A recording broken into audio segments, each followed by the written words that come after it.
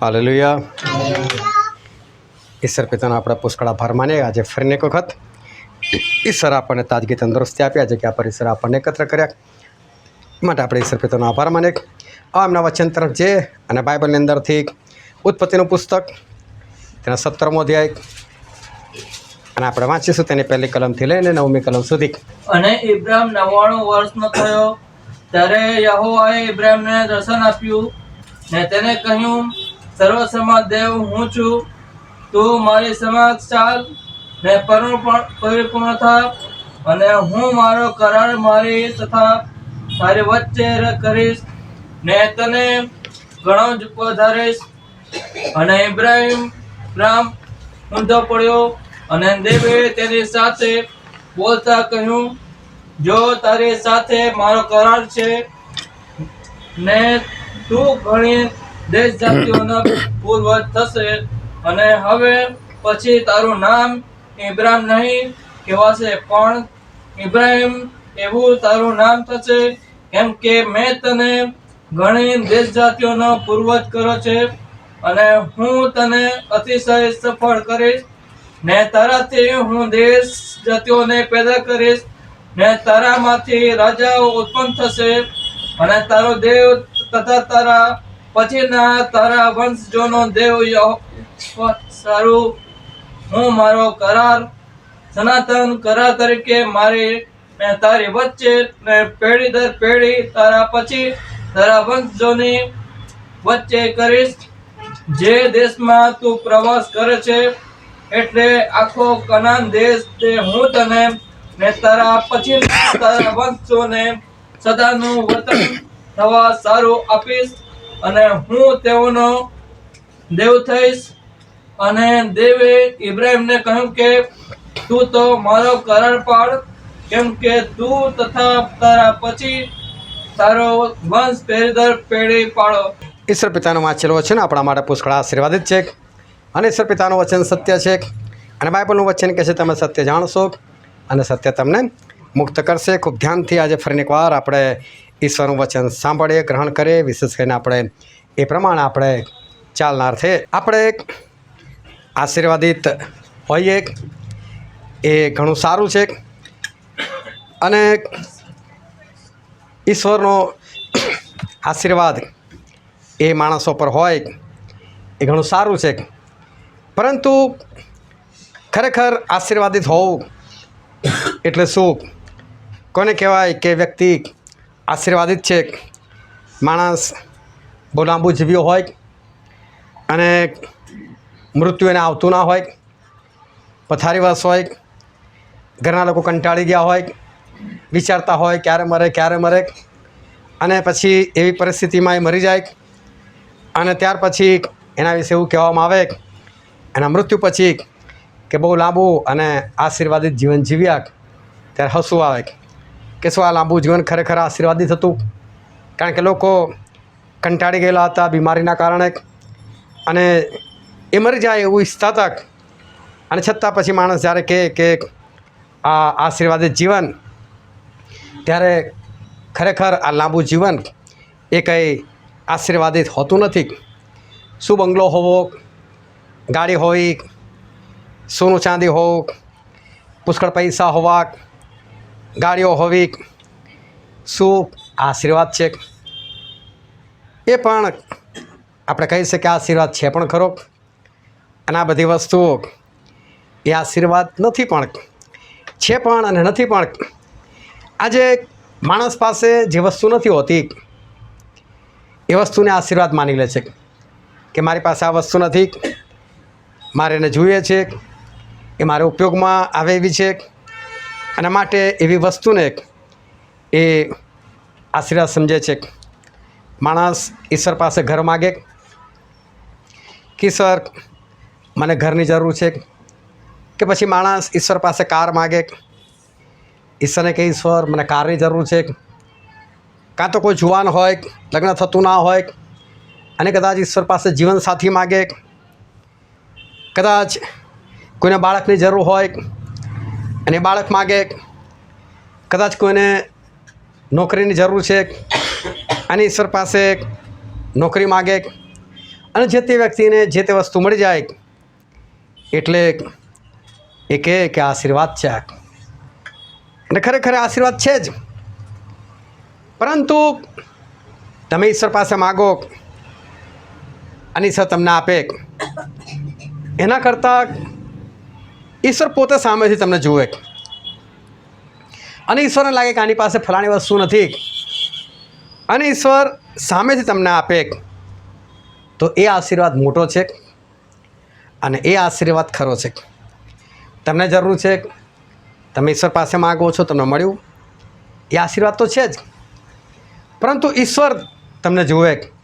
તમે નથી માગ્યું ઈશ્વર પાસે, પરંતુ ઈશ્વર તમને જોયા.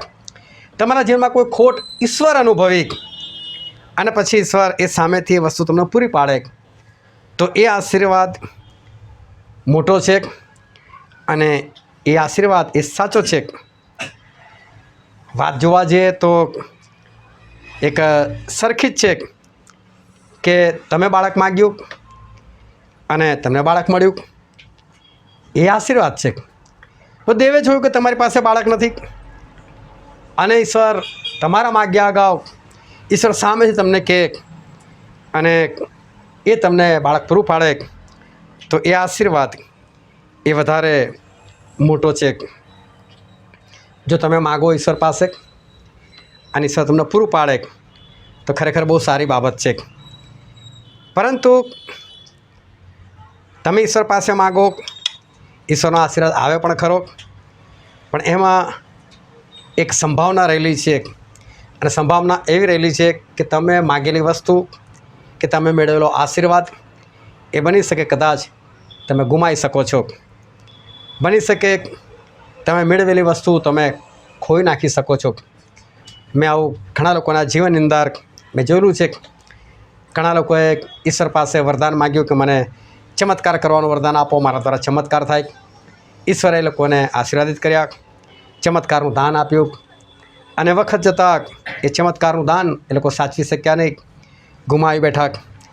મેં એવા લોકોને જોયા કે જે લોકોની પાસે અન્ય ભાષાનું વરદાન હતું અને વખત જતાં એ લોકો ગુમાવી બેઠા. મેં એવા લોકોને જોયા કે જે લોકોને ઉપદેશ કરવાનું દાન મળેલું હતું અને એ લોકો એ ઈશ્વરનો આશીર્વાદ ખોઈ બેઠા. મેં એવા લોકોને પણ જોયા કે જે લોકોની પાસે સાજાપણાનું દાન હતું અને એ લોકો વખત જતાં એને ગુમાવી બેઠા.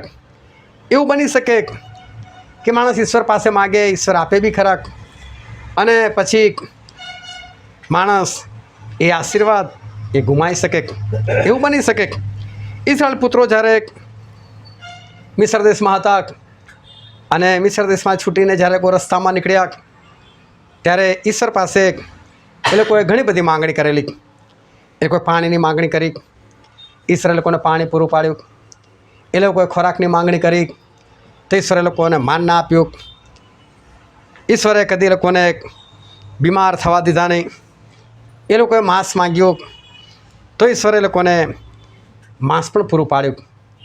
પરંતુ બાઇબલની અંદર એવું લખવામાં આવેલું છે, આપણે કલમ વાંચીએ ગીતશાસ્ત્રનું પુસ્તક તેને 106મો અધ્યાય અને વચન 15. તમે તેઓની માંગણી પ્રમાણે તેમને આપ્યું, પણ તેઓને આધ્યાત્મિક નુકસાન થયું. બાઇબલ એવું કહે છે કે ઇઝરાયલ પુત્રોએ જે માગ્યું એ બધું મળ્યું, પણ જો ખરેખર આ આશીર્વાદ એ દેખાયો નહીં. આજે માણસ કશું જ ના કરતો હોય અને એને સ્વર્ગુતોની રોટલી ખાવા મળે તો આશીર્વાદ છે. એ ગમે એટલું ચાલે પણ થાકતો ના હોય, એને સોજા ના આવતા હોય તો આશીર્વાદ છે. એ પાણી માગે અને ખડકમાંથી ઈશ્વર પાણી પૂરું પાડે તો ખરેખર આશીર્વાદ છે. પરંતુ જો એ લોકોનો ફાયદો આ લોકોને કશો થયો નહીં. આ આશીર્વાદનું જે ફાયદો થવો જોઈએ, નફો થવો જોઈએ, કશું થયું નહીં. પણ બાઇબલ કહે છે એ લોકોને આધ્યાત્મિક એટલે કે આત્મિક નુકસાન થયું. લોકોને મેળવ્યું બધું બહુ, ઈશ્વરે જ આપ્યું, ઈશ્વરે જ પૂરું પાડ્યું, પરંતુ એ લોકોને આધ્યાત્મિક નુકસાન થયું. અને એટલું જ નહીં, બાઇબલ જો વાંચીએ તો આપણને ખબર પડે છે કે આ જેટલા લોકો મિસ્ર દેશમાંથી નીકળેલા, જે લોકોની ગણતરી કરેલી હતી, જેમની ઉંમર 20 વર્ષથી વધારેની હતી, જે લોકો 6,03,550 લોકો હતા, એમાંથી યહોશુઆ અને કાલેબ બેને છોડીને 6,03,548 લોકો એ લોકો રસ્તામાં એ લોકો મૃત્યુ પામ્યા હતા. અને જે વચ્ચેનો દેશ એ લોકોને મળવાનો હતો એના વારસદાર એ લોકો બન્યા નહોતા. આજે જે ઈશ્વરને આપણે માનીએ છીએ, જે ઈશ્વરને આપણે ભજીએ છીએ, એ ઈશ્વર જેવા તેવા નથી. એ ઈશ્વર સર્વશક્તિમાન છે. એ ઈશ્વર આપણા અદ્ભુત છે. અને તમારા માગ્યા અગાઉ તમારી જે જરૂરિયાતો છે એ જરૂરિયાતો એ ઈશ્વર જાણે છે. અને માથીને લખેલી સુવાર્તામાં લખેલું છે કે 6ઠ્ઠો અધ્યાય અને આપણે વાંચીએ તેની 8મી અને 9મી કલમ. એ માટે તમે તેઓના જેવા ન થાઓ, કેમ કે જેની તમને અગત્ય છે તે તેની પાસે માગ્યા અગાઉ તમારો બાપ જાણે છે. માટે તમે આ પ્રમાણે પ્રાર્થના કરો: ઓ આકાશમાંના મારા બાપ, તારું નામ પવિત્ર બનાવો. એ બાઇબલમાં બહુ સ્પષ્ટ લખેલું છે કે તમારી જે જરૂરિયાતો છે એ જરૂરિયાતો તમે માગો એની પહેલાં આકાશમાંનો બાપ જાણે છે. એટલે પ્રભુ શું જ્યારે પોતાના શિષ્યોની સાથે પ્રાર્થના સંબંધી વાત કરતા હતા અને પ્રાર્થના શીખવાડવાનો પ્રયત્ન કરતા હતા, એની પહેલાં પ્રાર્થના વિશે પ્રભુએ પહેલાં થોડી જાણકારી આપી. પ્રાર્થના કઈ રીતે કરવી એની પહેલાં થોડી જાણકારી આપી દીધી. કેવા શબ્દો બોલવા એની પહેલાં કશુંક શીખવાડ્યું. અને પ્રભુએ કીધું કે તમારી જે જરૂરિયાતો છે ને તો આકાશમાંનો બાપ જાણે જ છે. એટલે મેં તમારી જરૂરિયાતો ખબર છે કે છે. એટલે જ્યારે તમે પ્રાર્થના કરો ત્યારે તમે આ પ્રમાણે પ્રાર્થના કરો અને પછી ઓ આકાશમાંના બાપ જે આપણે બોલીએ છીએ એ પ્રાર્થના શીખવાડી. અને જો પ્રાર્થનામાં કશું માગવાનું નથી લખ્યું કે તમે ઘર માગો, તમે ફલાણું માગો, ટીકણું માગો, કશું જ નહીં. કારણ કે પ્રભુ એક જ કહેવા માગતા હતા કે તમારી જરૂરિયાતો એ તો ઈશ્વરને ખબર છે. અને ઈશ્વરને ખબર છે તો માગવાની જરૂર જ ક્યાં છે? ઈશ્વર એ પૂરું પાડનાર છે. અને માટે ઈશ્વરે પ્રાર્થના એ કરતાં શીખવાડી કે એ પ્રાર્થનાની અંદર માગણી નામની વસ્તુ એ આવી નહીં. દેવને ખબર છે કે તમને શું જરૂર છે. દેવને પણ ખબર છે કે તમને કઈ વસ્તુ એમણે આપવી જોઈએ. અને માટે પ્રભુ છે પ્રાર્થનામાં માગવા વિશે આપણને કંઈ જ ના કીધું કે તમે આ માગો કે પેલું માગો, પરંતુ ઈશ્વરને આપણી બધી જરૂરિયાતો ખબર છે. અને પ્રભુ સાથે સાથે આગળ જતાં કીધું કે તમે કશી વાતની કે છે તમે ચિંતા ના કરો કે છે. તમારા શરીરને પહેરવાની જરૂર છે, કપડાની જરૂર છે, પણ તમે કપડાની ચિંતા ના કરો. તમારા પેટને ખોરાકની જરૂર છે પણ તમે ખોરાકની પણ ચિંતા ના કરો કે છે. હવે જો આજે માણસની જરૂરિયાતો આ જ બધી છે. તમે સવારથી લઈને સાંજ સુધી આપણે વધારે નહીં દિવસમાં 2 થી 3 વખત માણસો ખાતા હોય. આપણી પ્રાથમિક જરૂરિયાત છે. અને માણસો ખોરાક ખાતા હોય છે. અને ઘણા બધા લોકો એ લોકોને સલાહ પણ આપતા હોય ખોરાકમાં સાવચેતી રાખો, વ્યવસ્થિત ખોરાક લો, સારો ખોરાક લો. એટલે આ બધી તો એકદમ પાયાની જરૂરિયાત છે અને રોજની જરૂરિયાત છે, રોજ જોઈએ છે. પણ પ્રભુએ એવું કીધું કે આ બધી બાબતમાં તમે કહે છે ચિંતા ના કરો કે છે. અને એનું કારણ પણ આપ્યું. અને આપણે કલમ વાંચીએ માથીને લખેલી સુવાર્તા તેનો 6ઠ્ઠો અધ્યાય અને તેની 32 અને 33મી કલમ. કારણ કે એ ઝઘડાવાના વિદેશીઓ શોધે છે, કેમ કે તમારો આકાશમાંનો બાપ જાણે છે કે એ બધાની તમને અગત્ય છે.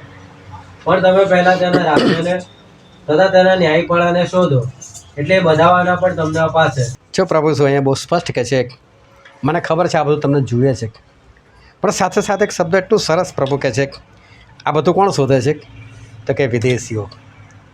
અને બાઇબલની અંદર વિદેશી શબ્દ વપરાય એટલે જે લોકો પ્રભુ પર વિશ્વાસ નથી કરતા અને બધા આવી ગયા. જે પ્રભુ ઈસુની પાછળ ચાલે છે, વિશ્વાસ કરે છે, એ લોકોને છોડીને બાકીના જે લોકો છે એ લોકો બધા વિદેશીઓ છે. અને પ્રભુ એવું કહે છે કે આ બધું પહેરવા ઓળવાની વસ્તુ, ખાવા પીવાની વસ્તુ એની પાછળ કોણ દોડે છે? તો કે એની પાછળ વિદેશીઓ દોડે છે. કે મને ખબર તમને જરૂર છે, પણ એની પાછળ દોડનારા જે લોકો છે એ લોકો તો વિદેશીઓ છે. અને પછી પ્રભુ કહે છે કે પણ તમે પ્રથમ તેના રાજ્યને શોધો. એટલે કે તમે પ્રભુનું રાજ્ય શોધો. જો રાજ્ય શોધવું એટલે શું? રાજ્ય એટલે એવું નથી કે ભાઈ આ જગ્યા કઈ આવી. રાજ્યનો મતલબ છે કે અત્યારે આપણે એવું કહી શકીએ કે આપણા ભારત દેશની અંદર નરેન્દ્ર મોદીનું રાજ છે. તો નરેન્દ્ર મોદીનું રાજ છે તો નરેન્દ્ર મોદી કઈ કઈ આજ્ઞા આપી છે એ આજ્ઞા પાડવી આપણી ફરજ છે. એટલે પ્રભુ કહે છે કે તમે એનું રાજ્ય શોધો, દેવનું રાજ્ય શોધો. તો દેવનું રાજ્ય શોધવાનો મતલબ એ છે કે દેવની આજ્ઞાઓ શોધો. તમે આજ્ઞાઓ શોધો ને એને પાળો. અને તમે જો દેવની આજ્ઞાઓ પાડશો, તમે દેવના માર્ગમાં સંપૂર્ણ થશો, તો જે માનવને તમને જરૂર છે તમારી પાછળ પાછળ આવશે. એને માગવાના નથી, એની પાછળ દોડવાનું નથી, તમને જેની જરૂર છે એની પાછળ ભાગવાનું નથી. પરંતુ આટલી એક વાત, એક નાની વાત, એ ખરેખર જો દરેક વિશ્વાસી જાણી જાય, સમજી જાય, તો બહુ સારું. આ એક બાબતની અંદર તમારા બધા પ્રશ્નો, તમારી બધી સમસ્યાનો હલ રહેલો છે. જો કદાચ તમારી પાસે સારી જોબ નથી શોધવાની, લોકોને કહેવાનું નથી ભાઈ મને મારા લાયક કોઈ જોબ છે કે નહીં, પાસે કે દૂર કોઈ જોબ છે કે નહીં, કોઈને કશી કહેવાની જરૂર નથી. પરંતુ તમારે શું કરવાનું છે? ઈશ્વરનું રાજ્ય શોધવાનું છે, ઈશ્વરની આજ્ઞાઓ શોધવાની છે. અને ઈશ્વર જુએ છે કે હા આને નોકરીની જરૂર છે, આને જોબની જરૂર છે, આ કઈ જગ્યાએ રહે છે, એને કેટલો પગાર એને જોઈશે અને કઈ જગ્યાએ એને લગાવવું એ ઈશ્વર જોશે. પણ આપણે શું શોધવાનું છે? આપણે ઈશ્વરનું રાજ્ય શોધવાનું છે. પણ માણસો શું કરે? પેલી જોબ શોધે એટલે જોબ દૂર દૂર થતી જાય અને ઈશ્વર છોડીને આ શોધે એટલે ઈશ્વર બી આપણા કેવા થાય? દૂર દૂર થતા જાય. જો કદાચ કોઈ બીમાર છે, એને સાજાપણું જોઈએ છે, તો એ શું કરશે? ડૉક્ટરને શોધશે કે સાજાપણું શોધશે કે સાજાપણાની પાછળ દોડશે? પણ પ્રભુ શું કહે છે? તમે ત્યાં રાજ્યને શોધો. અને જો માણસ એ રાજ્યને શોધે, ઈશ્વરની આજ્ઞાઓ પાળવા તરફ જાય, તો પછી જેટલા લોકો ઈશ્વરની આજ્ઞા પાળે છે, પવિત્ર આત્માથી ચાલે છે, તો બધા દેવના દીકરા કહેવાય. અને દેવનો દીકરો બીમાર હોય તો ઈશ્વરની ઇજ્જત ના જાય. એટલે ઈશ્વર જોવે કે આ તો મારું રાજ્ય શોધ, મારી આજ્ઞાઓ પાળે છે, આ થોડો બીમાર રખાય. ઈશ્વર સામેથી સાજાપણો મોકલી આપે. તમે જો તમારી જેટલી બી જરૂરિયાતો છે, કપડાં જોઈએ છે, કોઈ વાંધો નહીં, કપડાં પાછળ નથી ભાગવાનું. કોઈને કહેવાનું નથી મને પૈસા આપો, મને કપડાની જરૂર છે. પરંતુ આપણે શું કરવાનું છે? ઈશ્વરના રાજ્યને શોધવાનું છે, એમની આજ્ઞાઓ શોધવાની છે. અને ઈશ્વર જોશે કે એને કપડાની જરૂર છે અને ઈશ્વર ચોક્કસ એ બધું પૂરું પાડશે. આ એક જ વાતની અંદર આપણો બધા પ્રશ્નો જે છે એનો અર્થ, એનો હલ એ સમયેલો છે. પ્રભુ શું કહેવા માગે છે કે આપણે કશાની ચિંતા કરવાની નથી, આપણે ઈશ્વરનું રાજ્ય શોધવાનું છે. અને ઈશ્વરનું રાજ્ય જો શોધીશું તો આપણે કશું પણ માગવાની જરૂર નહીં પડે, જે તે વસ્તુ ઈશ્વર આપણને પૂરું પાડશે. આટલી વાતો જો દરેક વિશ્વાસી એ ખરા હૃદયથી સમજી જાય તો એના બધા પ્રશ્નો એ હંમેશાના માટે હલ થઈ જાય. જ્યારે આપણે ઈશ્વરનું વચન શોધીએ, એમની આજ્ઞાઓ પાડીએ અને એને કારણે ઈશ્વર આપણી તરફ જુએ અને ઈશ્વર આપણી જરૂરિયાતો જાણે અને આપણી જરૂરિયાતો જાણીને સામેથી પૂરું પાડે. આ જ ખરો આશીર્વાદ, આ જ મોટો આશીર્વાદ. તમે માગો છો, મળ્યું છે, સારી વસ્તુ છે, એ પણ આશીર્વાદ છે. પણ એ ગુમાવવાની શક્યતા પૂરેપૂરી છે. પણ તમે ફક્ત ઈશ્વરના રાજ્યને શોધો છો અને ઈશ્વર તમારામાં રસ લે છે અને ઈશ્વર તમારી જરૂરિયાતો જાણીને સામેથી તમને પૂરું પાડે છે, તો એ આશીર્વાદ એ મોટો છે.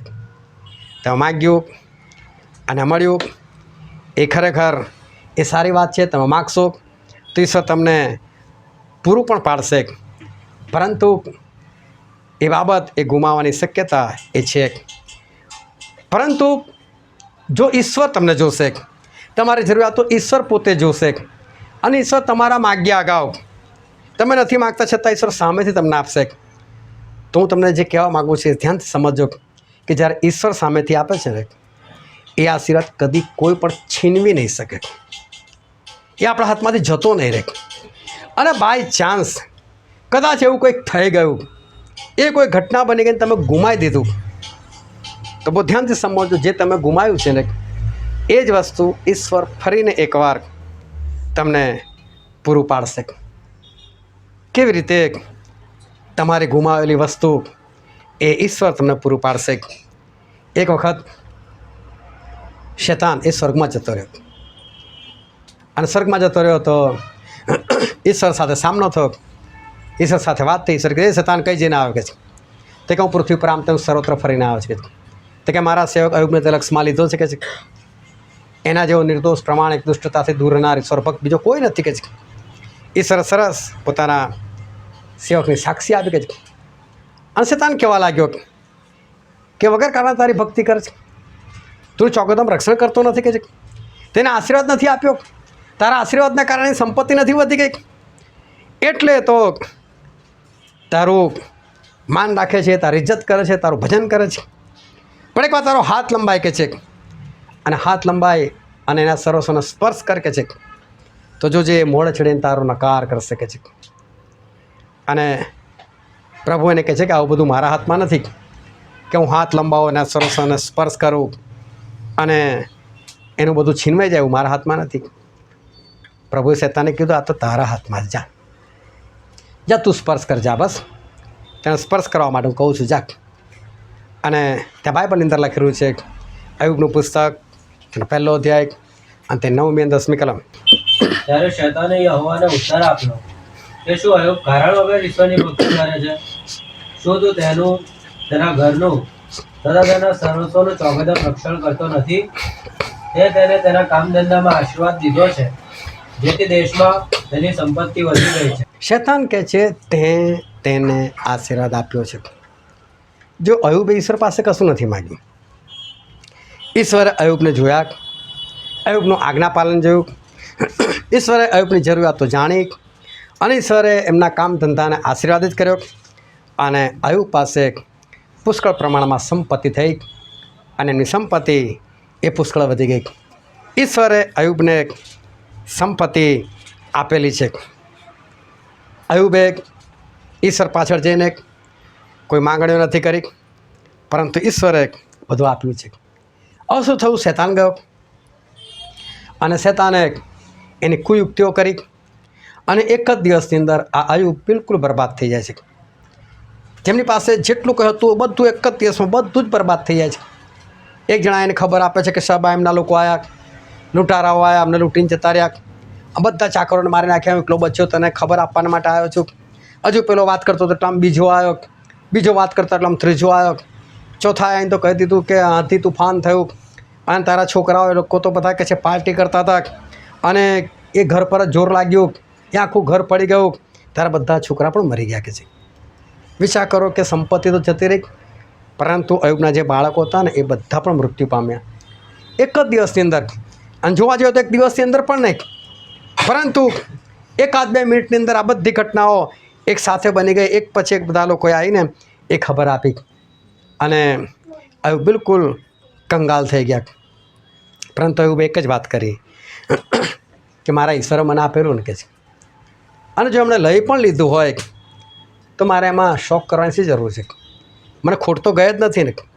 હું તો નગ્ન અવસ્થામાં આવેલો, એટલે કે મારી પાસે તો કશું જ નહોતું. જે કંઈ મેળવેલું તો પ્રોફિટ હતો, એટલે ખરેખર તો મેં કશું ગુમાવ્યું નથી. અને એમણે બિલકુલ કોઈ પણ પ્રકારનું પાપ એ કર્યું નહીં. આ અયુબનું બધું છીનવાઈ ગયું, પરંતુ અયુબ બિંદાસ છે. હજુ અયુબ હટ્ટા કટ્ટા છે.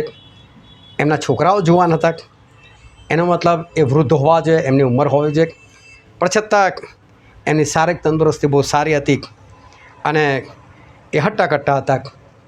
અને આગળ આ બાબતની તમને ખ્યાલ પણ આવશે. હવે શૈતાન ફરી પાછો ઉપર ગયો અને ફરી પાછો ગયો એટલે પ્રભુએ એને કીધું, જો શૈતાન કહે કઈ જઈને આવ્યો, કે ફરી પાછી જવાબ, હું પૃથ્વી પર આમ તેમ સર્વત્ર ફરીને આવ્યો છું. તો કે તે મારા સેવક અયુબને લક્ષમાં લીધો, તેનું બધું છીનવી લીધું, પણ જોયું કે છે હજુ પણ મને જ વળી ગઈ રહ્યો છે ને, હજુ પણ મને જ માને છે ને કે છે, હજુ એણે કંઈ પાપ નથી કર્યું. એ શૈતાન ફરી કહે છે એમાં શું, ચામડીને બદલે તો માણસ બધું આપે. કે છે તું તારો હાથ લંબાય, એના શરીરને સ્પર્શ કર, એટલે કે બીમાર થઈ જશે અને પછી જો તારો નકાર કરશે. કે છે પ્રભુને ફરી કે શૈતાન આવું બધું મારા હાથમાં નથી, તારા હાથમાં જા, જા તું એને સ્પર્શ કર, એનો જીવ ના રહેતો. કે છે અને આ શૈતાન જાય છે અને ત્યાં બાઇબલની અંદર લખેલું છે અયુબનું પુસ્તક તેનો 2જો અધ્યાય તેની 7મી કલમ. પછી યહોવાની હજુરમાંથી નીકળીને શૈતાને અયુબના શરીરમાં તેના પગના તળિયાથી તે તેના માથાની ટાંકી સુધી ગુમડાનું દુઃખદાયક દર્દ ઉત્પન્ન કર્યું. બાઇબલનું વચન કહે છે કે માથાથી લઈને પગના તળિયા સુધી અયુબ એ ગુમડાથી પીડાતા થઈ ગયા. જો વિચાર કરો, જે ઈશ્વરના માર્ગમાં ચાલે છે, જે ઈશ્વરની આજ્ઞાઓ પાળે છે, એવો એક વ્યક્તિ એક જ દિવસની અંદર નાણાકીય રીતે સંપૂર્ણ ખલાસ અને ફરી બીમાર, અને બીમારી બી એક જ ઝાટકે માથાથી લઈને પગના તળિયા સુધી અચાનક જ ગુમડા ફૂટી નીકળ્યા અને એ રાખમાં બેસે છે, ઠીકરું લઈને ખજવાળવા માટે બેસે છે. એના શરીર પર કોઈ એવી ચામડી નથી કે જ્યાં ફોડકા ના પડેલા હોય. એ ભયંકર પરિસ્થિતિની અંદર આ અયુબ આવી જાય છે. એની પત્ની કંટાળી જાય છે.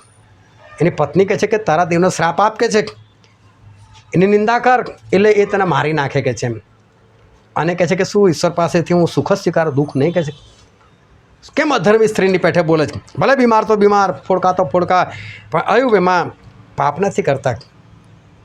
ત્યાર પછી અયુબના 3 મિત્રો આવે છે અને ઘણી બધી ઘટનાઓ ત્યાં બને છે. અયુબ કમજોર પડી ગયા છે, બીમાર છે અયુબ બિલકુલ ગરીબ અવસ્થામાં આવી ગયેલા છે, એમની જાહો જલાલી જતી રહી છે. પરંતુ બાઇબલમાં આગળ લખેલું છે, આપણે વાંચીએ અયુબનું પુસ્તક, તેનો 42મો અધ્યાય, તેની 10મી કલમ. જ્યારે અયુબે પોતાના મિત્રોને સારું પ્રાર્થના કરી, ત્યારે યહોવાએ તેની દુર્દશા ફેરવી નાખી, અને અગાઉ હતું તે કરતાં યહોવાએ અયુબને બમણું આપ્યું. શું કહે છે બાઇબલનું વચન? ડબલ આપ્યું.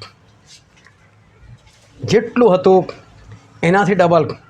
એનો મતલબ કદાચ 10 લાખ છે તો 20 લાખનું પૂરું પાડ્યું ઈશ્વરે, કદાચ 50 લાખ છે તો કરોડનું પૂરું પાડ્યું. ઈશ્વરે જેટલું બી આ અયુબે ગુમાવેલું એ બધાનું ડબલ આપ્યું.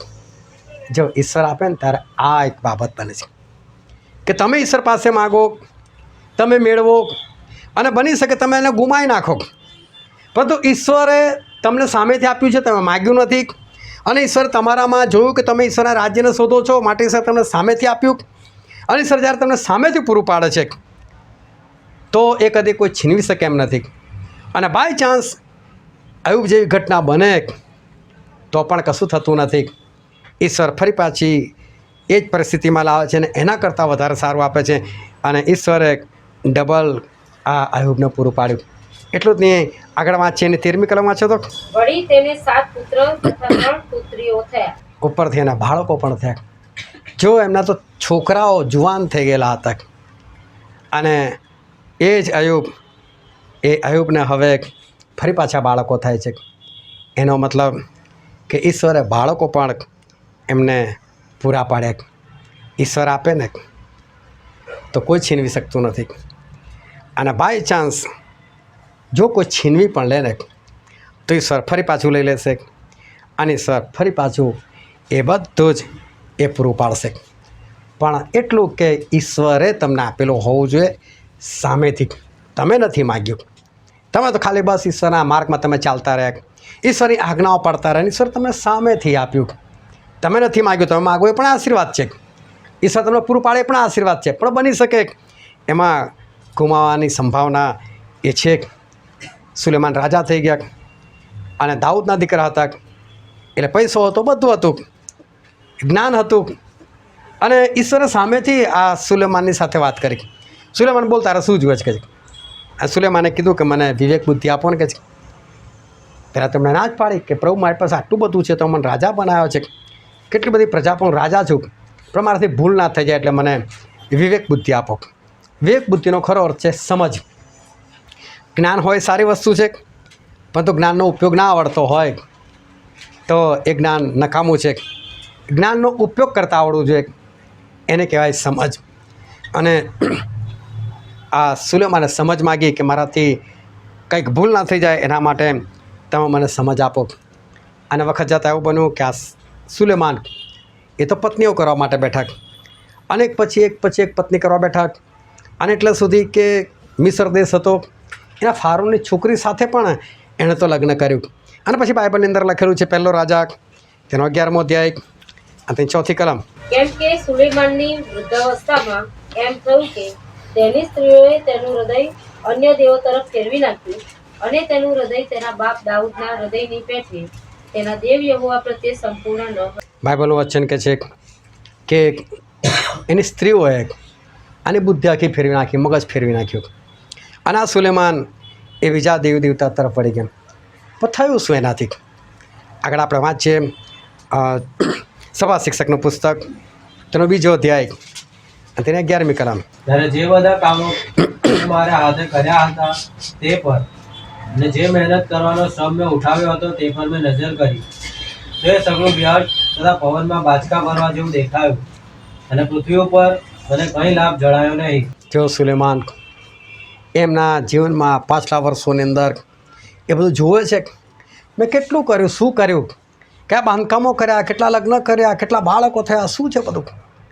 અને બધું એ જ્યારે જુએ છે અને ત્યારે કહે છે આ બધું વ્યર્થ ત્યાંની વર્થ થયા છે કે જે પવનમાં બાચકા ફરવા જેવું.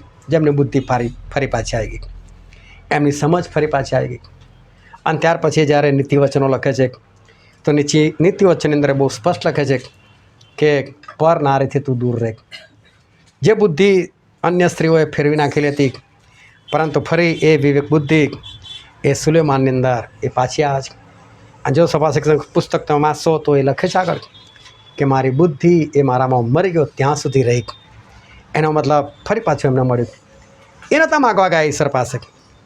ઈશ્વર આવેલા એમની પાસે અને ઈશ્વર એમને કીધું કે સુલેમાન બોલ તારે શું જોઈએ છે કે એટલે સુલેમાને કીધું કે પ્રભુ બધું તો છે છતાં જો તમે આપવા આવ્યા છો તો વિવેક બુદ્ધિ આપો તમારા લોકોને સાચી શકું.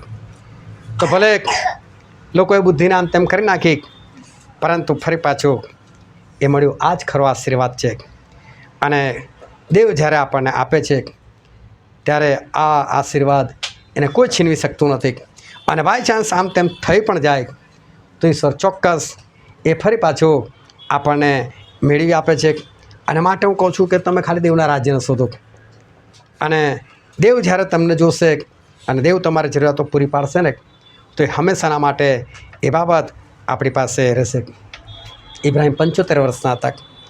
અન્ય દેવ દેવતાની પાછળ ચાલતા હતા. ઈશ્વરને ઓળખતા નહોતા અને એવા સમયે ઈશ્વર એમની પાસે આવે છે અને ઈશ્વર આવીને ઇબ્રાહિમને એવું કહે છે કે ઇબ્રાહિમ કે તારા બાપનું ઘર છોડ કે છે આ દેશ પણ છોડ અને જે દેશ તને હું દેખાડો ને એ દેશમાં તું જા કે છે. અને ઈશ્વરે એને કીધું કે હું તારાથી એક મોટી કોમ ઉત્પન્ન કરીશ. અને ઈશ્વરે સામેથી આ ઇબ્રાહિમને કીધું. ઇબ્રાહિમે ઈશ્વર પાસે કદી બાળકની માગણી નથી કરી. બોલે 75 વર્ષના હતા પરંતુ એમણે બાળકની માગણી કદી નથી કરી. તો ઈશ્વર એમની પાસે આવ્યા. ઈશ્વર સામેથી ઇબ્રાહિમને કહે છે ઇબ્રાહિમ હું તને કહે છે બહુ મોટી કોમ તારાથી હું ઉત્પન્ન કરીશ. તું તારાથી ઘણી બધી પ્રજાઓ એ પેદા થશે. હું તને બાળક આપીશ. અને ઈશ્વરે સામેથી આપવાની વાત કરી અને એ બાળક હતો ઈસાક. અને ઈશ્વરે ઈસાક જેવું સંતાન આ ઇબ્રાહિમને આપ્યું. અને ત્યાર પછી એક વખત ઈશ્વર પોતે જ આવ્યા અને ઇબ્રાહિમ કહે છે ઇબ્રાહિમ અહીંથી કે તું ચાલતો જા કે છે 3 દિવસ ચાલીશ એટલે મોરિયા નામનો દેશ આવશે અને ત્યાં જે પહાડ તને દેખાડું એ પહાડ પર તું કે છે ઈસાકનું દહનાર્પણ કર. દહનાર્પણ એટલે કે જે બલિદાન હોય એને લાકડાની વેદી પર મૂકવાનું, એની ગરદન કાપવાની અને ત્યાર પછી એને બાળી નાખવાનું. એટલે વિચાર કરો બોડી પણ ના રહે. એને કહેવાય દહનાર્પણ. દહન કરવામાં આવે, બાળવામાં આવે એવું અર્પણ. તો કે ઈસાકનું અર્પણ કે છે તું મને કર કે છે. અને આ ઇબ્રાહિમ એ ચાલ્યા જાય છે અને 3 દિવસ એ ચાલે છે અને મોરિયા દેશ આવે છે. અને ઈશ્વરની પાસે એ માગણી કરી ઈશ્વર હવે ક્યાં જવું. અને ઈશ્વર એક પહાડ દેખાડે જાય પેલા પહાડ પર જા. અને ઇબ્રાહિમ ત્યાં જાય છે, વેદી બનાવે છે, ઈસાકને સુડાવે છે અને છરો ઉઠાવે છે. અને ત્યારે ઈશ્વર એ ના પાડે છે. પછી આ ઉત્પત્તિના પુસ્તકમાં લખેલું છે તેનો 12મો અધ્યાય અને તેની પહેલી અને બીજી કલમ. અને શેતાન અને યહોવાએ ઇબ્રાહિમને કહ્યું કે તું તારો દેશ તથા તારા સગા તથા તારા બાપનું ઘર મૂકીને જે દેશ હું તને દેખાડું તેમાં જા. અને હું તારાથી એક મોટી કોમ ઉત્પન્ન કરીશ ને તને આશીર્વાદ દઈશ ને તારું નામ મોટું કરીશ અને તું આશીર્વાદરૂપ થશે. બાઇબલનું વચન કે છે ઈશ્વર સામેથી આવ્યા અને ઈશ્વર સામેથી આવીને ઈશ્વરે આ ઇબ્રાહિમ સાથે આ વાત કરી કે ઇબ્રાહિમ હું તારાથી એક મોટી કોમ ઉત્પન્ન કરીશ. અને જ્યારે એ બલિદાન આપે છે ત્યારે ઈશ્વર રોકી લે છે ને બલિદાન આપતા. અને છરો તો ઉઠાવી લીધેલો હતો અને ઈશ્વર રોકી લે છે. અને પછી હિબ્રુના પત્રમાં લખેલું છે તેનો 11મો અધ્યાય અને તે 17, 18, 19 કલમ. વિશ્વાસથી ઇબ્રાહિમે જ્યારે તેની કસોટી થઈ ત્યારે ઈસાકનું બલિદાન આપ્યું. એટલે જેને વચનો આપવામાં આવ્યા હતા ને જેને કહેવામાં આવ્યું હતું કે ઈસાકથી તારો વંશ ગણાશે તેણે પોતાના એકના એક પુત્રનું બલિદાન આપ્યું. કેમ કે મુએલાઓને પણ ઉઠાડવાની દેવ સમર્થ છે એમ તે માનતો હતો અને પુનરુત્થાનના દ્રષ્ટાંત પ્રમાણે તે તેને પાછો મળ્યો પણ થયો. હા, જો બાઇબલ શું કહે છે કે પુનરુત્થાનના દ્રષ્ટાંત પ્રમાણે. કારણ કે ઇબ્રાહિમનો વિશ્વાસ એવો હતો કે ઈસાક મરી પણ જશે ને તો પણ પાછો સજીવન થશે. જે કે મર્યા નહોતા પણ કે પુનરુત્થાનના દ્રષ્ટાંત પ્રમાણે મને મારો દીકરો પાછો મળ્યો પણ ખરો. જો ઈશ્વર આપે ને તો કોઈના આમાં તાકાત હતી કે છીનવી શકે. અને ઈશ્વર તો પાછું લેવાના જ નથી. અને છેક વેદી સુધી ઈસાક જાય છે, છેક છરો હાથમાં ઉઠાવી લેવામાં આવે છે. મુશ્કેલથી અડધી સેકન્ડની વાર હતી, બસ ખાલી છરો નીચે આવે અને આ ઈસાકની ગરદન અલગ થઈ જાય અને એની પહેલાં ઈશ્વરે એમને રોકી લે છે અને એ જ ઈસાક એમને પાછો આપે છે. ઈશ્વર જ્યારે આપણને આશીર્વાદ આપે છે સામેથી, તો આશીર્વાદ કોઈ છીની શકતું નથી. પરંતુ પ્રશ્ન તો એ છે કે ઈશ્વર સામેથી ક્યારે કોઈને કંઈક આપે. ઈશ્વર ઇબ્રાહિમ પાસે સામેથી જ આવ્યા અને સામેથી આવીને કીધું કે હું તારાથી એક મોટી કોમ ઉત્પન્ન કરીશ. પણ એ સમયે એક કલમ આપણે વાંચીએ, ઉત્પત્તિનું પુસ્તક, તેનો 12મો અધ્યાય અને તેની 4થી કલમ. અને યહોવાના કયા પ્રમાણે ઇબ્રામ નીકળ્યો અને તેની સાથે લોટ ગયો. અને ઇબ્રામ હારાનથી નીકળ્યો ત્યારે તે 75 વર્ષનો હતો. બાઇબલનું વચન કહે છે કે ઇબ્રાહિમ જ્યારે ઈશ્વરનું વચન સાંભળીને નીકળે છે ત્યારે કેટલા વર્ષના હતા? 75 વર્ષના. અને ઇબ્રાહિમ જ્યારે ઈસાકના પિતા બને છે, ઈસાકનો જન્મ થાય છે, ત્યારે ઇબ્રાહિમ કેટલા વર્ષના હતા? 100 વર્ષના. એનો મતલબ વચ્ચે 25 વર્ષનો ગાળો વીતી ગયો.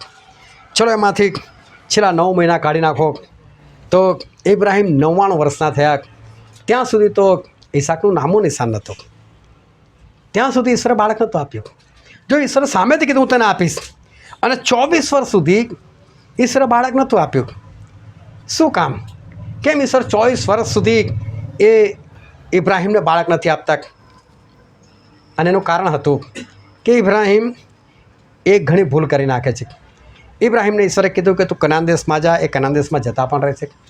તો કનાન દેશમાં ગયા પછી ત્યાં દુકાળ પડે છે. અને દુકાળ પડે છે એ વખતે ઈશ્વરને પૂછતા નથી કે ઈશ્વર હું અહીંથી બીજા દેશમાં જવું કે ના જવું. અહીં તો દુકાળ પડ્યો છે. અને પોતે ત્યાંથી નીકળી જાય છે અને મિસ્ર દેશમાં જતા રહે છે. ત્યાં એમને ફારૂનની બીક લાગે છે. અને એટલે એ સારાને કહે છે કે સારા તું સુંદર દેખાય છે, અને જો કોઈ પુરુષની દ્રષ્ટિ તારી પર પડે અને એને ખબર પડે કે હું તારો પતિ છું, તો હું તો એને કાંટા સમાન ખૂંચીશ અને બની શકે તને પ્રાપ્ત કરવા માટે મને મારી નાખે. તો કે તું એક કામ કરજે, કોઈ બી તને પૂછે ને તો એવું કહે છે કે આ તમારો ભાઈ છે. કે છે જો જૂઠું બોલતા શીખવાડે છે. ઈશ્વરે કનાન દેશમાં મોકલેલા, પણ ત્યાંથી એ જતા રહે છે અને મિસ્ર દેશમાં જઈને રહે છે. એટલું જ નહીં, એકવાર સારા કહે છે કે ઇબ્રાહિમ કે બની શકે બાળક કદાચ દાસીના પેટે થવાનું હોય તો. એ લોકોની પરંપરા હતી કે દાસીને એ પત્ની ચાહે તો પત્ની તરીકે પોતાના પતિને આપી શકે. અને ઇબ્રાહિમ વિચારતા નથી કે ઈશ્વરને એકવાર પૂછવું કે ઈશ્વરે આવું તો નથી, સારા દ્વારા આપવાના છો કે પછી આ હાગાર છે એના દ્વારા આપવાના છો? અને એ પૂછ્યા વગર એને પણ પોતાની પત્ની બનાવે છે અને એનાથી પણ એક બાળક થાય છે. પણ ઈશ્વર ના પાડે છે, મેં તને કીધું છે આ નથી કહે છે. અને આવી ઇબ્રાહિમની ભૂલોને કારણે 24 વર્ષ સુધી ઇબ્રાહિમને બાળક નથી મળતું. અને ત્યાર પછી ઈશ્વર એમની પાસે ફરીને એકવાર આવે છે. અને આજે જે વચન આપણે વાંચેલું હતું ઉત્પત્તિનું પુસ્તક, તેનો 17મો અધ્યાય, અને આપણે વાંચીએ તેની પહેલી જ કલમ. અને ઇબ્રામ 99 વર્ષનો થયો ત્યારે યહોવાએ ઇબ્રામને દર્શન આપ્યું ને તેને કહ્યું, સર્વસમર્થ દેવ હું છું, તું મારી સમક્ષ ચાલ ને પરિપૂર્ણ થા. હાલેલુયા. છ બાઇબલનું વચન કહે છે કે હવે ઈશ્વર ઇબ્રાહિમ પાસે આવે છે. અને ઇબ્રાહિમ કેટલા વર્ષના છે? 99 વર્ષના. એટલે કે 24 વર્ષ વીતી ગયા છે પ્રભુએ વચન આપ્યું એને. અને હવે ઈશ્વર એ ઇબ્રાહિમને કહે છે કે ઇબ્રાહિમ, સર્વ સમર્થ દેવ હું છું. એટલે કે હું સગળું કરી શકવાના માટે સામર્થ્યવાન દેવ હું છું. એટલે પ્રભુ આડકત રીતે કહેવા માગે 24 વર્ષ કેમ લાગ્યા? મેં નથી લગાવ્યા ભાઈ. હું સર્વસમર્થ દેવ છું. હું તો શરૂઆતમાં પહેલા વર્ષ જ તને આપી દેત. હું સર્વશક્તિમાન છું. પણ કે તું મારી સમક્ષ ચાલ કે છે અને પરિપૂર્ણ થા. એટલે કે મારી સાથે સાથે ચાલ અને પરિપૂર્ણ થા. જો ઈશ્વરની સાથે ચાલવું ને, આ જે તેવી વસ્તુ નથી. બે જણા સાથે ત્યારે જ ચાલી શકે જ્યારે બેઉનો સ્વભાવ સરખો હોય. બેઉની પસંદગી નારાજગી એક જ હોય. ઘણી વખત પતિ પત્નીઓ કહેતા હોય છે મારું સાથે નથી બનતું, એની પસંદગી જ અલગ છે. એનો સ્વભાવ અને મારો સ્વભાવ મેળ ખાતો નથી. એટલે સાથે ચાલવાનું છે પણ સ્વભાવ સરખો નથી. ત્યારે એવું થાય છે કે ભાઈ છૂટા પડી જાઓ. જ્યારે સ્વભાવ કે પોતાની પસંદગી એકબીજાની સાથે મળતી નથી આવતી, અને ત્યારે પ્રોબ્લેમ થઈ જાય છે. અને એવું થાય છે કે આની સાથે રહેવા જેવું નથી, આ જિંદગી કઈ રીતે કાઢવાની. ઘણી વખત ઘરની અંદર સામાન્ય બાબત કે ખાલી નવો સોફા આવ્યો અને સોફાને કઈ જગ્યા પર મૂકો, એમાંય લડાઈ ઝઘડા થઈ જાય.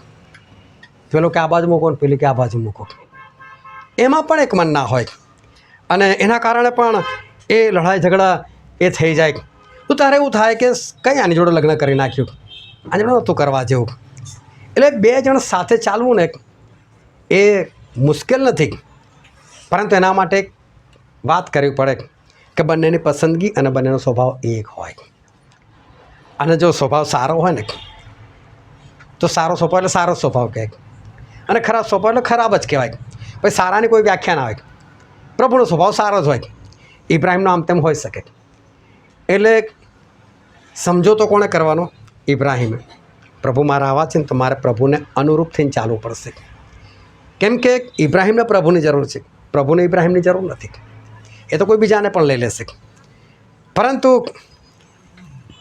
જ્યારે આપણે ઈશ્વર સાથે ચાલવું છે તો ઈશ્વર કે આપણા જેવો સ્વભાવ નથી બનાવવાના, આપણે એમના જેવો સ્વભાવ બનાવવો પડશે. એ આપણી પસંદગીને પસંદ નથી કરવાના, એમની પસંદગીને આપણે આપણી પસંદગી બનાવવી પડશે. અને ઇબ્રાહિમને ખ્યાલ આવી ગયો કે ઈશ્વર શું કહેવા માગે છે. 24 વર્ષ કેમ લાગ્યા? એ તો બિંદાસ હતા, આપવાના છે ને ઈશ્વર, આપવાના છે એટલે ચાલ્યા કરતા. 24 વર્ષ થઈ ગયા. અલા ઇબ્રાહિમ 24 વર્ષ થઈ ગયા, હજુ ના આપું તને? મને થોડી વાર લાગે, હું સર્વસમર્થ છું, પણ તું મારી સમક્ષ ચાલ ને ભાઈ, મારી સાથે ચાલ. પરિપૂર્ણ થાક અને ઈશ્વર સાથે ચાલે એટલે આપણે ઓટોમેટિક પરિપૂર્ણ એટલે કે 100% સંપૂર્ણ આપણે બની શકીએ. કેમ કે એમની સાથે હોય તો આપણે પાપ જ ના કરી શકીએ, એમની સાથે હોય તો આપણે કશું કરી જ ના શકીએ.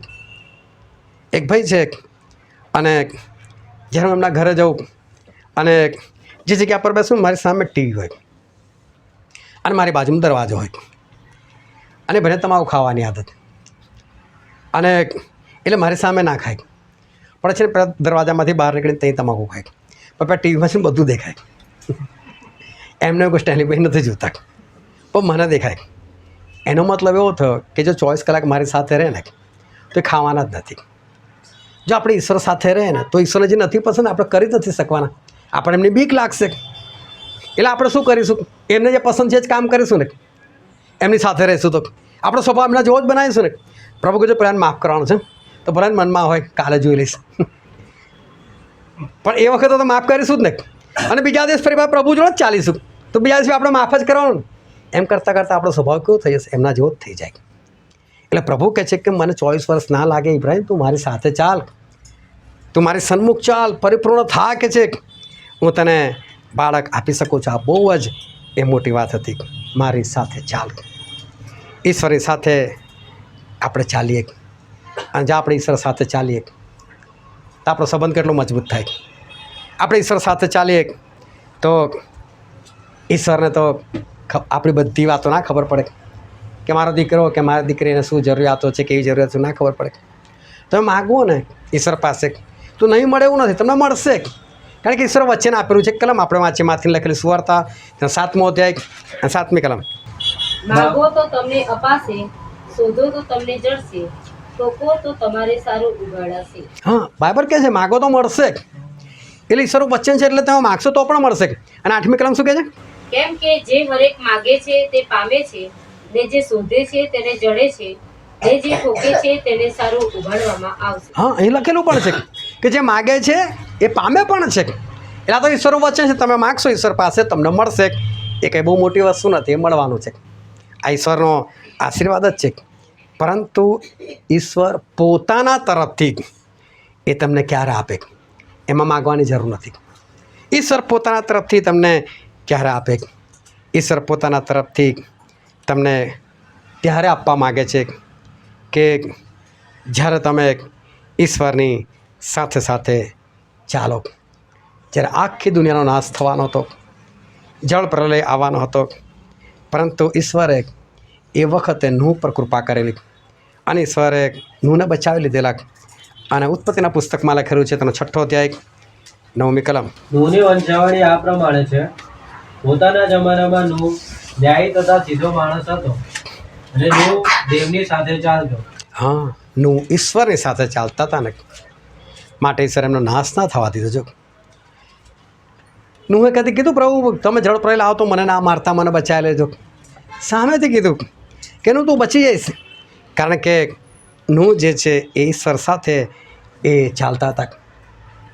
રાજાઓના પુસ્તકમાં લખેલું છે, પહેલો રાજા તેનો 17મો અધ્યાય અને તેની પહેલી જ કલમ. ગિલિયાદમાં આવી વસેલાઓમાંના તિસ્બી એલિયાએ આહાબને કહ્યું કે ઇઝરાયેલનો દેવ યહોવા જેની સન્મુખ હું ઊભો રહું છું તેના જીવના સમ કે હવેના વર્ષોમાં ઓસ તથા વરસાદ કેવળ મારા કહેવા પ્રમાણે જ પડશે. છો બાઇબલનું વચન કહે છે, એલિયા આવીને કહે છે કે દેવની સમક્ષ હું ઊભો રહું છું, કહે છે એટલે કે હું દેવની સાથે ચાલું છું.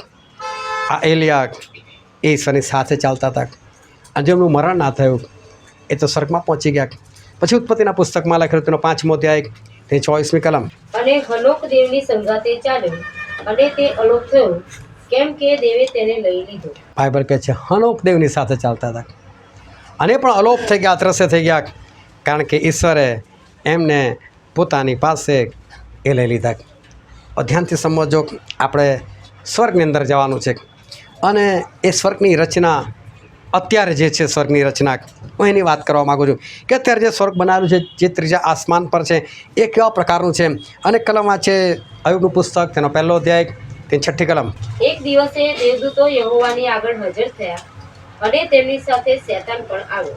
બીજા અધ્યાયની 1લી કલમ. એક દિવસે દેવદૂતો ફરીને યહોવાની હજુરમાં હાજર થયા, તેઓની સાથે શેતાન પણ આવીને યહોવાની આગળ હાજર થયો. જો અહીંયા 2 વખત જે શબ્દ વાપરવામાં આવે છે કે એક દિવસ દેવદૂતો યહોવાની સમક્ષ હાજર થયા, એનો મતલબ સ્વર્ગની અંદર એક અલગ ડિપાર્ટમેન્ટ છે જ્યાં સ્વર્ગદૂતો રહે છે. અનેક ડિપાર્ટમેન્ટ એવો છે, એટલે કે એક રૂમ એવો છે કે જ્યાં પ્રભુ પોતે રહે છે અને આ સ્વર્ગદૂતો એકવાર પ્રભુની સમક્ષ હાજર રહ્યા. જો કોઈ મોટો હોલ નથી ને બધા સાથે નથી, જો સાથે હોત તો આવું ના લખત કે દેવદૂતો ઈશ્વરની સમક્ષ આવીને હાજર થયા. એનો મતલબ જે જગ્યા પર ઈશ્વરનું રાજ્યાસન છે એ જગ્યા પર સ્વર્ગદૂતો નથી અને ઈશ્વરને જ્યારે જ્યારે જરૂર પડતી હશે ને ત્યારે એ સ્વર્ગદૂતોને બોલાવતા હશે. તો એક દિવસ એવો આવ્યો કે આ બધા સ્વર્ગદૂતો આવીને એ ઈશ્વરની સન્મુખ એ લોકો હાજર થયા. અને પછી પ્રકટીકરણના પુસ્તકમાં લખેલું તેનો 4થો અધ્યાય તેની 10મી કલમ. ત્યારે 24 વડીલો રાજ્યાસન પર બેઠેલાને પગે પડશે ને જે સદા સર્વકાળ જીવન છે તેની આરાધના કરશે ને રાજ્યાસન આગળ પોતાના મુગટ નાખી દઈને કહેશે કે ઓ અમારા પ્રભુ તથા દેવ, મહિમા, માન તથા સામર્થ્ય પામવાને તું જ યોગ્ય છે. જો એ લખેલું છે કે 24 વડીલો એ લોકો કંઈ રાજ્યાસન પર બેઠેલાને પગે પડશે અને પોતાના મુગટ ફેંકી દેશે. એનો મતલબ પહેલાં મુગટ પહેરેલા હતા તો જ ફેંક્યા. અને જે રાજ્યાસન છે એ રાજ્યાસન પર તો ઈશ્વર આવે છે, પણ જો સતત ઈશ્વર એમની સાથે નથી, સતત ઈશ્વર એમની સાથે હોત ને તો એ લોકોના મુગટ સતત ફેંકેલા હોત અને સતત એ લોકો દંડવતની પરિસ્થિતિમાં હોત. પણ ઈશ્વર કદી કદી આ 24 વડીલો છે એ કોઈક જગ્યાએ રહે છે સ્વર્ગની અંદર, એક અલગ રૂમ છે એ લોકોના માટે અને ત્યાં ઈશ્વર માટે પણ રાજ્યાસન મૂકેલું છે. અને જે સમય ઈશ્વરે રાજ્યાસન પર બેસવા માટે જાય અને આ લોકો જુએ એટલે ફટાફટ પોતાનું રાજ્યાસન છોડી દે. પણ યોહાન તો એ લોકોને રાજ્યાસન પર બેઠેલા પણ જુએ છે, મુગટ પહેરેલા પણ જુએ છે અને ઈશ્વરને આવતા જુએ છે, ત્યારે પેલા લોકો તો મુગટ ફેંકી દે છે. એનો મતલબ એક રૂમ એવો પણ છે કે જ્યાં આગળ આ 24 વડીલો એ રહે છે અને એ જગ્યા પણ અલગ છે જ્યાં સ્વર્ગદૂતો નથી. આ 3 રૂમ તો આપણને દેખાય છે. અને પછી આગળ લખેલું છે એક વચનમાં છે પ્રકટીકરણનું પુસ્તક તેનો 6ઠ્ઠો અધ્યાય વચન 9. જ્યારે તેણે 5મી મુદ્રા તોડી ત્યારે દેવના વચનને લીધે તથા પોતે જે સાક્ષીને વળગી રહ્યા હતા તેને લીધે મારી નાખવામાં આવેલાના આત્માઓને મેં વેદી તળે જોયા. હવે ત્યાં એક વેદી પણ છે, એ પાછી અલગ જ જગ્યા પર છે અને એ વેદીની તળે જેટલા લોકો શહીદ થઈને ગયેલા છે, ઈશ્વરના નામથી જે લોકો મરી ગયેલા છે, એ લોકોના બધાના આત્માઓ ત્યાં છે.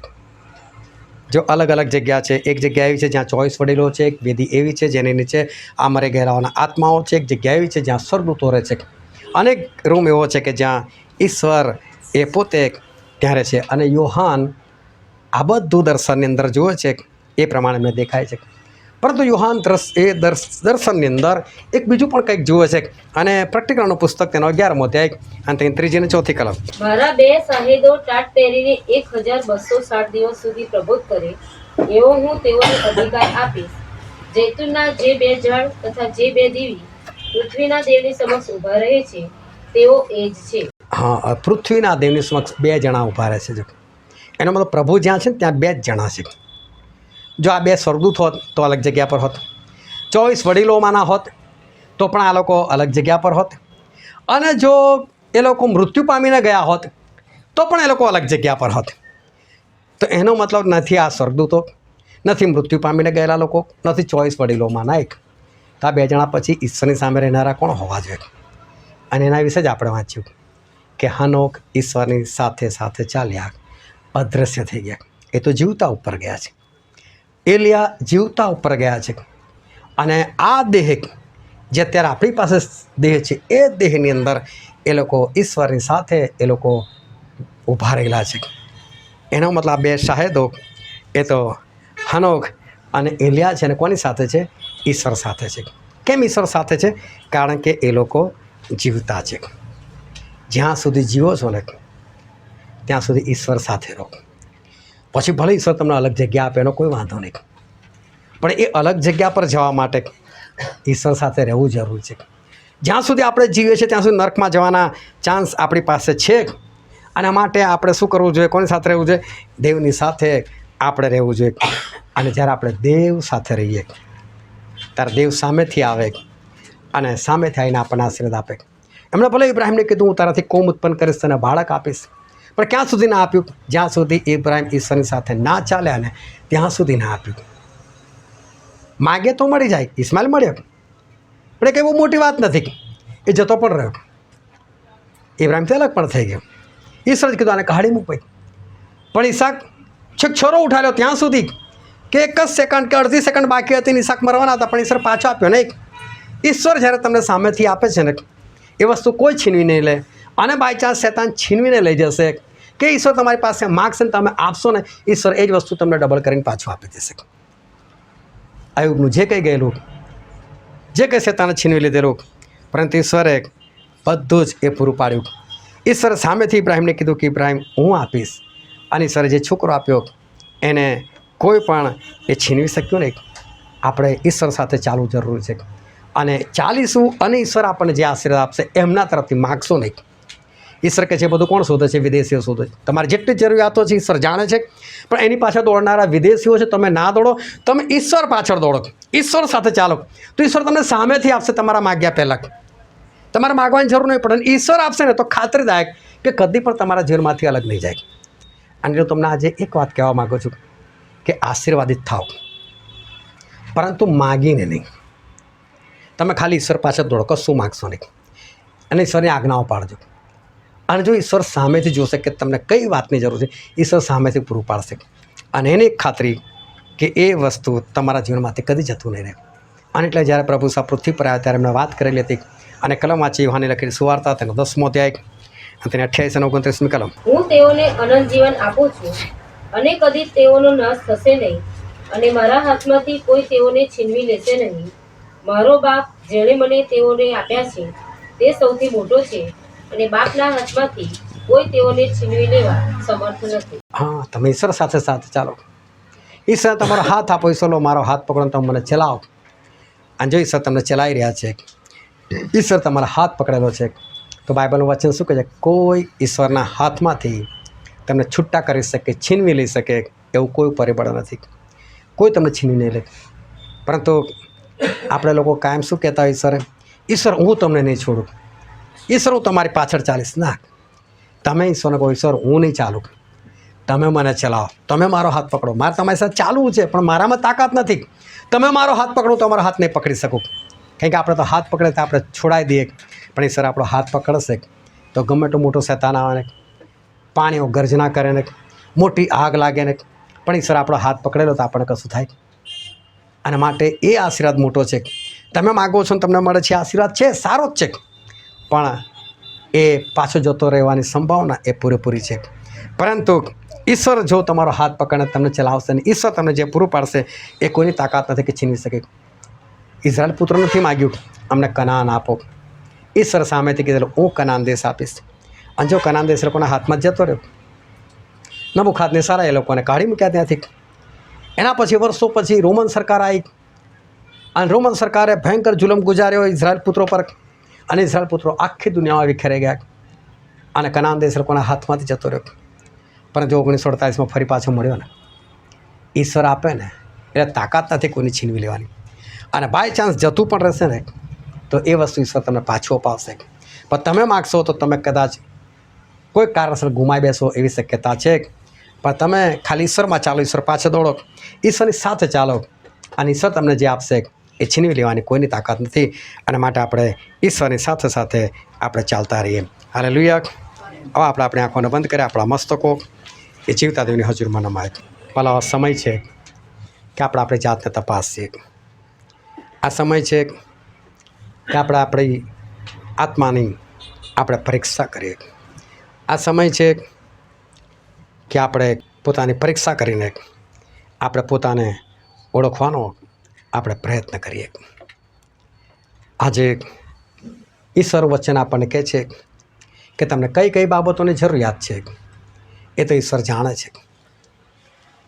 અને માટે એમણે આપણને પ્રાર્થના કરતાં શીખવાડ્યું. બધું પ્રાર્થનામાં માગવા માટે કશું જ કીધું નહીં. ઈશ્વરે કીધું કે મને ખબર તમારી જરૂરિયાતો શું છે, અને તો જરૂરિયાતો એની પાછળ ભાગનારા એ તો વિદેશીઓ છે, પરંતુ તમે તેના રાજ્યને શોધો એટલે સગડાવાના તમને આપવામાં આવશે. અને ઈશ્વર આપણને સગડું પૂરું પાડશે જો આપણે એમના રાજ્યને શોધીશું તો. અને માટે આપણે ઈશ્વરની સાથે સાથે ચાલીએ. જેમ ઈશ્વરે ઇબ્રાહિમને કીધું, ઇબ્રાહિમ તું મારી સાથે ચાલ, મારી સન્મુખ ચાલ. અને ઈશ્વર એવો દીકરો પૂરો પાડે જેને કોઈ છીનવી શક્યું નહીં. આજે પણ ઈશ્વર કહે છે હું ઇબ્રાહિમ, ઈસાક અને યાકૂબનો દેવ છું. વાલા આ સમય છે કે આપણા બાબતમાં દ્રઢ થઈ મજબૂત થઈ આપણા દરેક પ્રશ્નોનું સમાધાન આ જ જગ્યા પર છે કે આપણે ઈશ્વરના રાજ્યને શોધે એમની સાથે ચાલીએ. અને ઈશ્વર આપણને જે કંઈ પૂરું પાડશે, જેટલું પૂરું પાડશે એમાંથી કોઈ પણ આપણી પાસે છીનવી શકશે નહીં. પ્રભુ કહે છે કે જે લોકોને મને ઈશ્વર આપેલા છે, જે મારા હાથમાં છે, એને મારા બાપના હાથમાંથી મારા હાથમાંથી છીનવી શકવાના માટે કોઈ સમર્થ નથી. અને માટે આપણે માગીએ નહીં, પરંતુ આપણે ઈશ્વર સાથે ચાલીએ ફક્ત, અને ઈશ્વર આપણને પૂરું પાડશે અને એને કોઈ પણ છીનવી શકશે નહીં. આ વચન સમજવાના માટે, ગ્રહણ કરવાના માટે, એ પ્રમાણે ચાલવાના માટે પ્રભુ ઈસુ ખ્રિસ્તની કૃપા આપણા દરેક પર થાય.